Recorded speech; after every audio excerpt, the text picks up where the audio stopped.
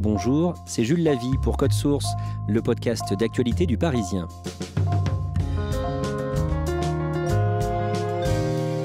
C'est une information qui a fait, au sens propre, le tour de la planète. Le canal de Suez, l'un des axes majeurs du trafic maritime mondial, est resté bloqué près d'une semaine, fin mars, à cause d'un cargo échoué, et les conséquences se sont chiffrées en milliards d'euros. Cet épisode de Code Source est raconté par Erwan Benezet, du service économie du Parisien.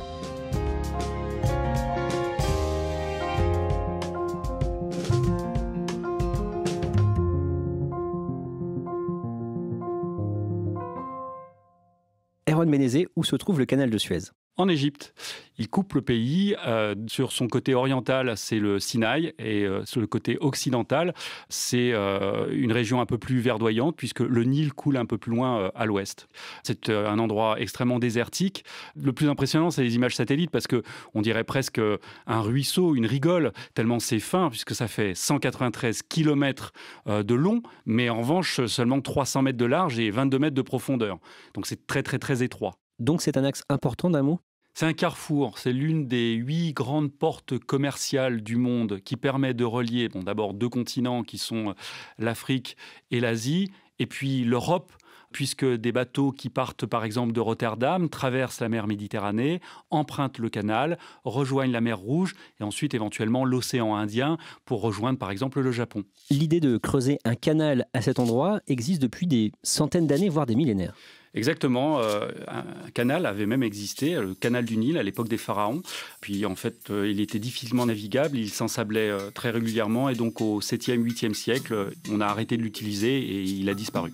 Et le canal de Suez sera finalement creusé au 19e siècle et un Français va avoir un rôle très important dans ce projet. Ferdinand de Lesseps, c'est un ancien diplomate. Chez les Lesseps, on était diplomate de père en fils. Il est reconverti dans l'agriculture, dans son domaine dans l'Indre. Féru de nouvelles technologies, il y teste toutes sortes de machines agricoles. Puis un jour, il reçoit une missive. Son ami Saïd Pacha est devenu vice-roi d'Égypte. Ni une ni deux, il abandonne ses cultures, il file au Caire avec une seule idée en tête, relancer ce vieux projet de canal qui relierait donc la mer Rouge à la mer Méditerranée. Et il arrive à convaincre son ami qui est devenu vice-roi d'Égypte. Contre toute attente, Saïd Pacha l'écoute, est emballé. Il pense que c'est une très très bonne manière de lancer son règne et donc il lui donne quasiment carte blanche. Ferdinand de Lesseps va créer une société pour financer ses travaux. La compagnie universelle du canal maritime qui va lui permettre effectivement de concrétiser ce projet. Il rentre en France. L'argent, c'est le nerf de la guerre, et donc il tente de réunir des fonds et il s'adresse pour cela à une multitude de petits porteurs français qui vont contribuer à 52% du budget du financement du canal. Le reste, ou en tout cas une grande partie, 44%, le sera par l'État égyptien qui apportera une autre contribution de taille, la main-d'œuvre. Justement, qui creuse ce canal ? Des paysans égyptiens, ce qu'on appelle les fellahs, un peu partout en Égypte. On les arrache de leurs terres. Il est dit que plus de 25 000 de ces paysans se déplaçaient chaque mois pour venir. On leur donnait une pelle, une pioche et ils creusaient quasiment à la main ce fameux canal. Ces ouvriers travaillent dans des conditions particulièrement difficiles. Ils sont presque réduits à l'esclavage. Il va y avoir des milliers, voire des dizaines de milliers de morts, d'insolation, de malnutrition, d'épuisement et de choléra aussi. Au point que la communauté internationale va s'en émouvoir. Et donc, en 1863, il est demandé à l'Égypte d'arrêter d'utiliser quasiment des esclaves. Et là, on va faire appel enfin à des vrais salariés avec des conditions sociales qui seront un peu meilleures.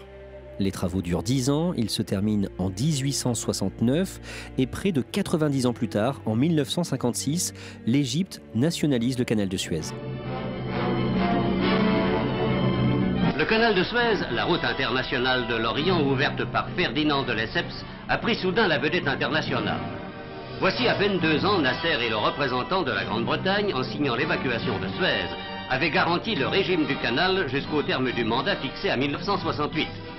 Devant une foule en délire comme à chacune de ses apparitions publiques, Nasser a prononcé la nationalisation du canal par une décision unilatérale au mépris de tout droit et de toute légalité. Par ce coup de force qui en rappelle d'autres, Nasser cherche-t-il une issue au dessein des dictateurs ? Il sera ensuite fermé pendant 8 ans suite à la guerre des 6 jours en 1967, pendant laquelle l'armée israélienne a pris possession du désert égyptien du Sinaï. 8 ans plus tard, donc en 1975, le canal rouvre grâce à un apaisement des relations entre Israël et l'Égypte. Erwan Benezet, dans l'histoire plus récente, en 2015, le canal de Suez fait l'objet de travaux. Alors, il y a eu plusieurs séries de travaux, de chantiers pour l'élargir. Là, le chantier est un petit peu différent en taille et en ambition. Il s'agit de le doubler effectivement sur 37 km afin de faciliter le croisement des bateaux. Il va être aussi encore une nouvelle fois élargi et un petit peu approfondi parce que ces bateaux qui passent dans le canal sont toujours plus gros. Désormais, il n'y a plus un canal de Suez, mais 2 canaux.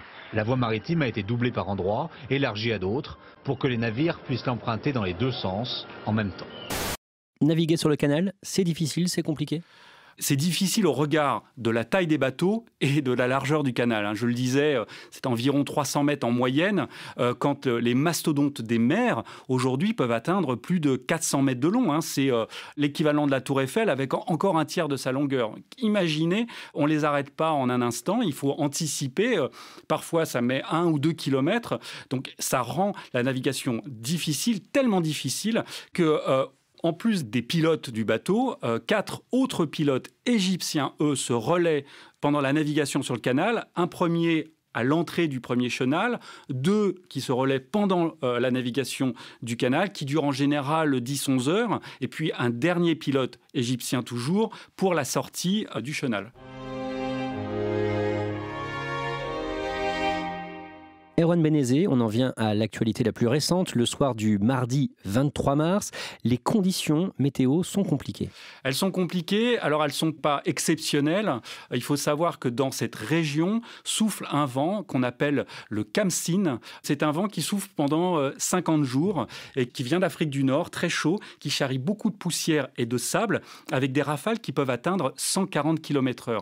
C'est ce qui se passe ce soir-là. On n'y voit rien parce qu'il y a de la poussière. En plus, il faut savoir que sur ces bateaux-là, la cabine de pilotage est masquée par les containers et donc on navigue avec les instruments. Et une rafale plus forte que les autres aurait, et j'utilise le conditionnel parce qu'aujourd'hui l'enquête n'a pas encore abouti, aurait poussé la proue de l'un de ces bateaux, l'Ever Given, donc c'est l'avant de ce bateau, l'aurait poussé vers la rive est du canal et cette proue se serait plantée littéralement dans le sable. Il est comment ce bateau, l'Ever Given ? Il est absolument gigantesque. Il est grand comme 3 terrains de foot, 400 mètres de long, 59 mètres de large et haut comme un immeuble de 20 étages. Et dès le lendemain matin, le mercredi 24 mars, l'autorité du canal de Suez, la SCA, communique. Le monde entier apprend qu'un seul bateau a bloqué tout le canal et que derrière, et devant d'ailleurs, dans les 2 sens, plus aucun bateau ne peut passer. On n'en sait guère plus, on ne sait pas ce qui s'est passé. Est-ce que c'est uniquement les conditions météorologiques? Est-ce qu'il y a eu un problème technique, un problème de pilotage, une avarie moteur? On ne sait pas. Tout ce qu'on sait, c'est que tout le trafic à cet endroit-là est bloqué. C'est un gigantesque embouteillage qui a paralysé une des plus grandes autoroutes maritimes du monde.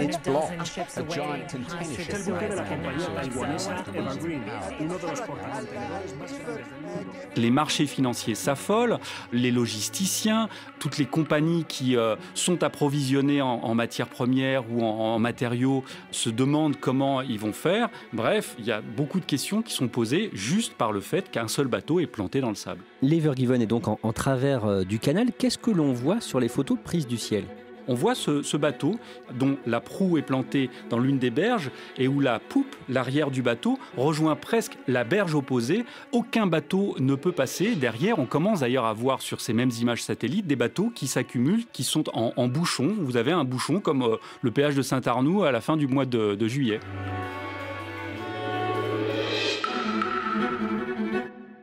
Qu'est-ce qu'il transporte ?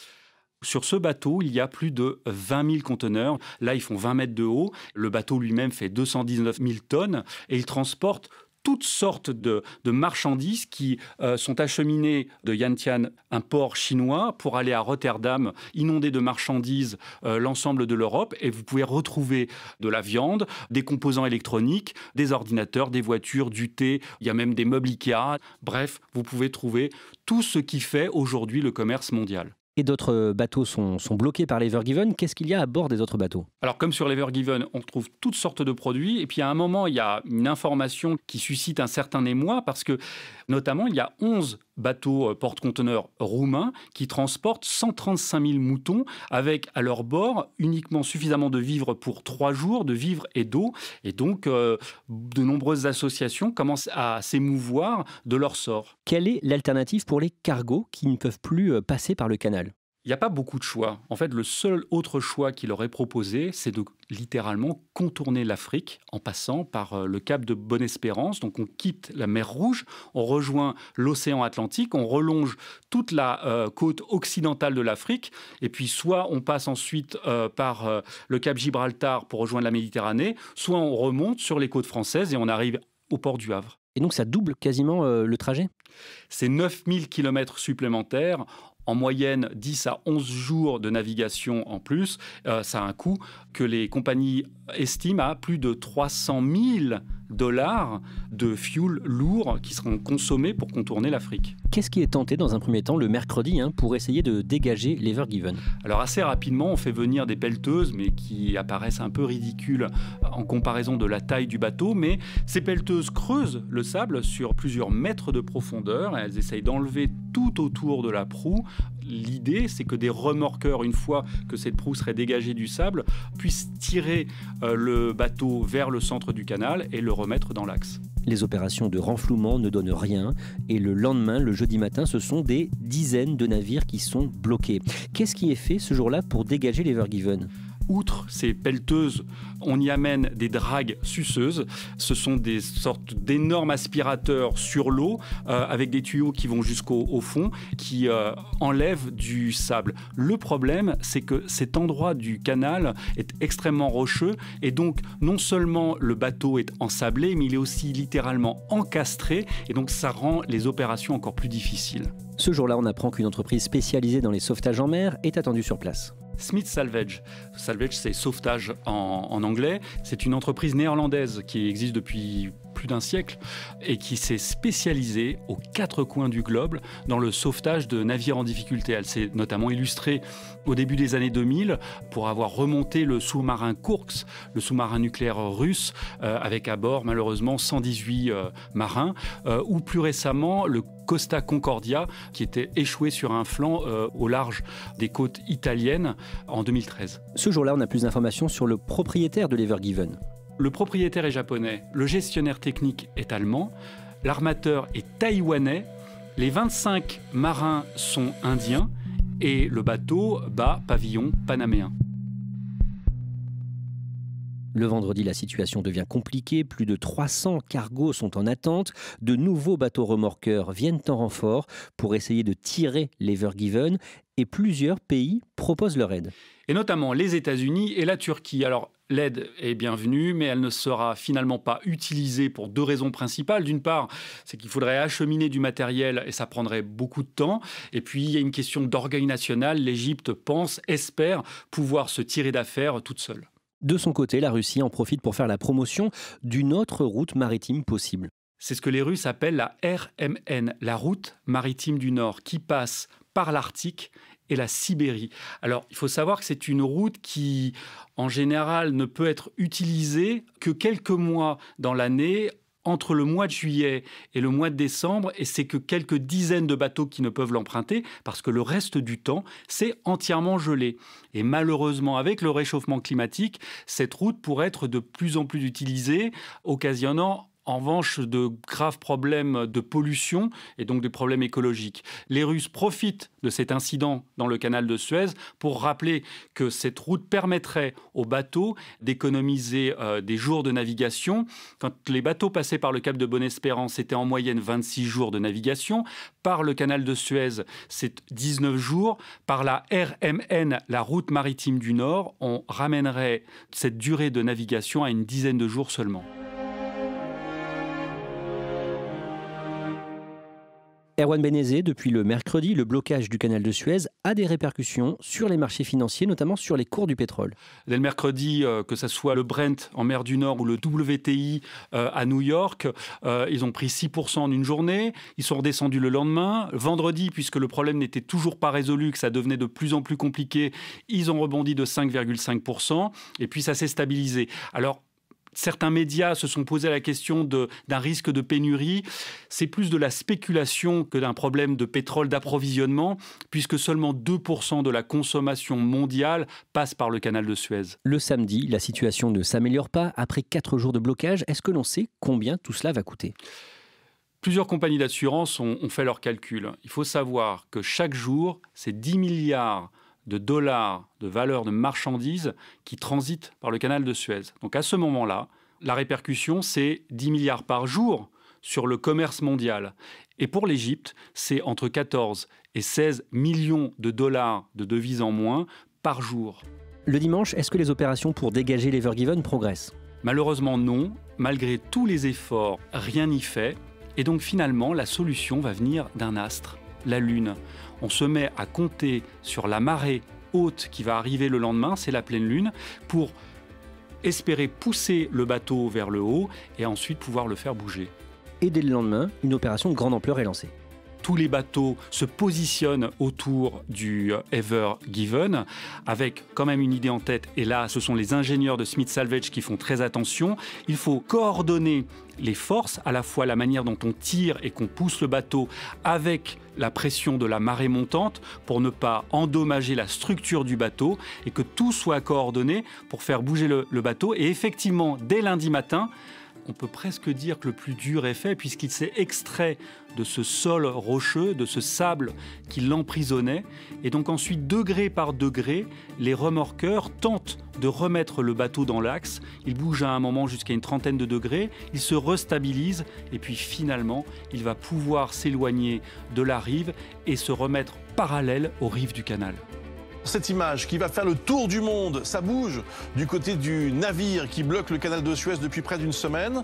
Le porte-conteneur a été remis dans la bonne direction. Et l'information est donnée dans le monde entier par l'agence France Presse à 15h24 précise, heure de Paris. Le bateau est à nouveau à flot, est au milieu du canal. Alors, on ne redémarre pas les moteurs parce qu'il va y avoir pléthore d'examens techniques à faire. Et partout dans le monde, on peut voir ces images de ce mastodonte remorqué par un petit bateau. On le voit finalement reprendre sa route.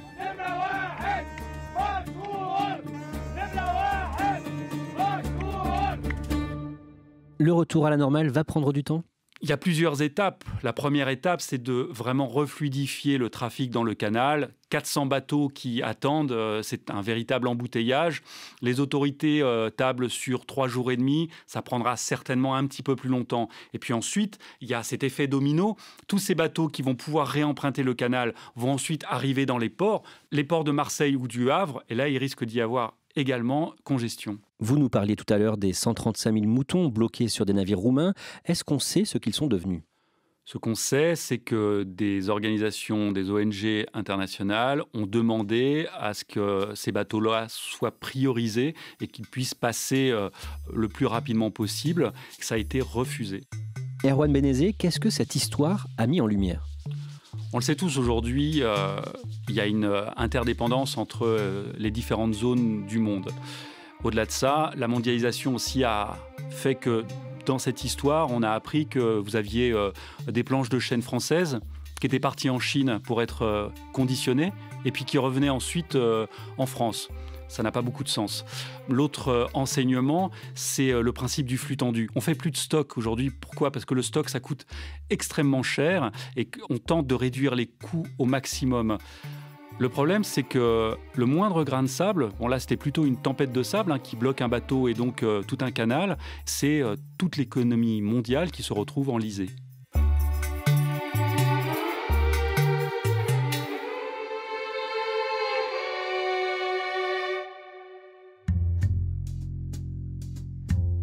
Merci à Erwan Benezet. Cet épisode a été produit par Thibault Lambert et Raphaël Thomas. Réalisation Julien Moncouquiol. Code Source est le podcast d'actualité du Parisien, disponible chaque soir du lundi au vendredi. Pour ne rater aucun épisode, abonnez-vous sur Apple Podcast ou Google Podcast par exemple. N'hésitez pas à nous écrire, codesource@leparisien.fr. Et puis si vous aimez Code Source, dites-le nous en laissant des petites étoiles ou un commentaire sur votre application préférée.